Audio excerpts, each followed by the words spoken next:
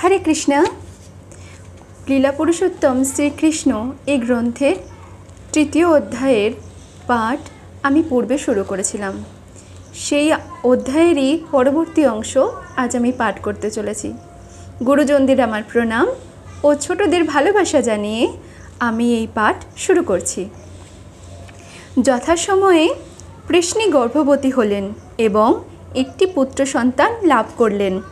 দেবকী এবং বসুদেবকে ভগবান বললেন, সেই সময় আমার নাম হয়েছিল কৃষ্ণীগর্ভ। পরবর্তী যুগে আপনারা অদিতি ও কশ্যপ রূপে জন্মগ্রহণ করেছিলেন এবং আমি উপেন্দ্র নামে আপনাদের সন্তান হয়ে জন্মগ্রহণ করেছিলাম। সেই সময়ে আমি বামন রূপ ধারণ করেছিলাম আর সেই জন্য আমার নাম হয়েছিল বামনদেব।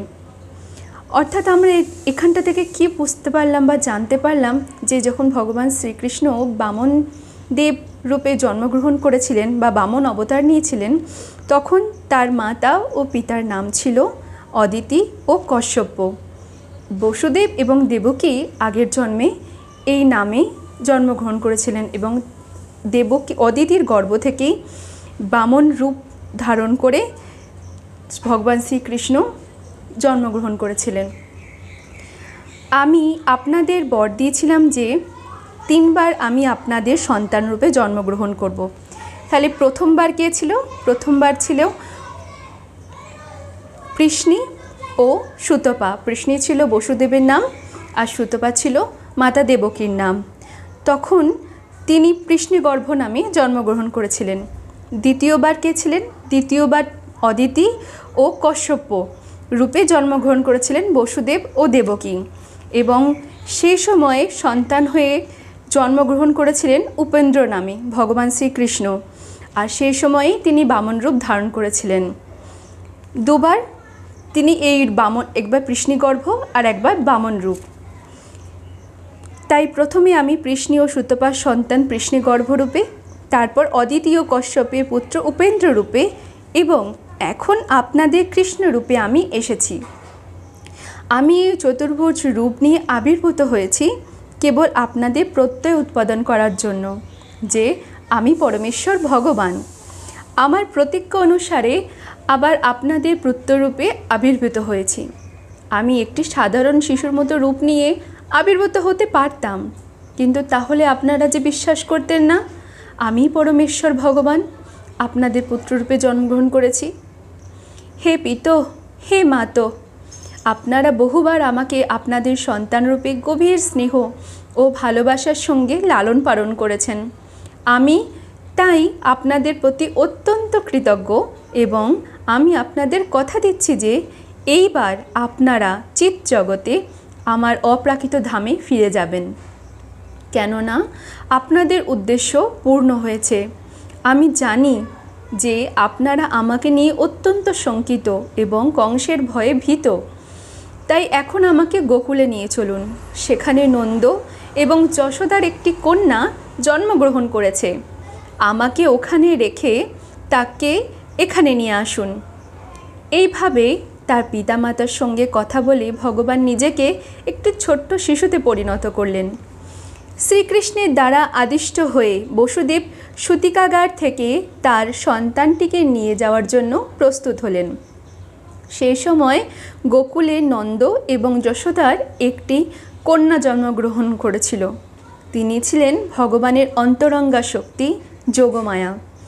যোগমায়ার প্রভাবে কংসের প্রাসাদের প্রতিটি বাসিন্দা, বিশেষ করে প্রহরীরা মোহাচ্ছন্ন হয়ে গভীর নিদ্রায় মগ্ন হল এবং কারাগারের সবকটি দরজা আপনা থেকেই খুলে গেল, যদিও সেগুলি খিল দেওয়া ছিল এবং লোহার শেকল দিয়ে বাঁধা ছিল। সেই রাত্রিটি ছিল ঘোর অন্ধকার, কিন্তু যখনই বসুদেব তার শিশু সন্তানটিকে কোলে নিয়ে বাইরে এলেন, তিনি সব কিছু যেন দিনের আলোর মতো দেখতে পেলেন। চৈতন্য চরিতামৃতে বলা হয়েছে যে কৃষ্ণ সূর্য সম, মায়া হয় অন্ধকার, যাহা কৃষ্ণ তাহা নাহি মায়ার অধিকার। অর্থাৎ শ্রীকৃষ্ণ হচ্ছেন সূর্যের মতো এবং তিনি যেখানে থাকেন সেখানে মায়ার অন্ধকার থাকতে পারে না। বসুদেব যখন শ্রীকৃষ্ণকে কোলে করে নিয়ে যাচ্ছিলেন তখন রাত্রির অন্ধকার বিদূরিত হয়ে গেল। কারাগারে সবকটি দ্বার আপনা থেকেই খুলে গেল। আর ঠিক সেই সময় গভীর বজ্রনিনাদের সঙ্গে প্রবল বর্ষণ হতে শুরু করল। বসুদেব যখন তার শিশু সন্তান শ্রীকৃষ্ণকে নিয়ে সেই বৃষ্টির মধ্যে দিয়ে যাচ্ছিলেন তখন ভগবান শেষ সর্পরূপ ধারণ করে সেই বর্ষণ থেকে বসুদেবকে রক্ষা করার জন্য বসুদেবের মাথার উপরে তার ফনা বিস্তার করলেন। বসুদেব যখন যমুনার তীরে এসে দেখলেন যে যমুনার জল প্রচণ্ড গর্জন করতে করতে ছুটে চলেছে, তার বিশাল অন্তরঙ্গগুলি ফেনিলোচ্ছল হয়ে উঠেছে, কিন্তু এই ভয়ঙ্কর রূপ সত্ত্বেও যমুনা বসুদেবকে যাওয়ার পথ করে দিলেন। ঠিক যেমন ভারত মহাসাগর রামচন্দ্রের সেতু বন্ধনের সময় তার জন্য পথ করে দিয়েছিলেন। এইভাবে বসুদেব যমুনা পার হয়ে অপর পারে গোকুলে নন্দ মহারাজের গৃহে উপস্থিত হলেন।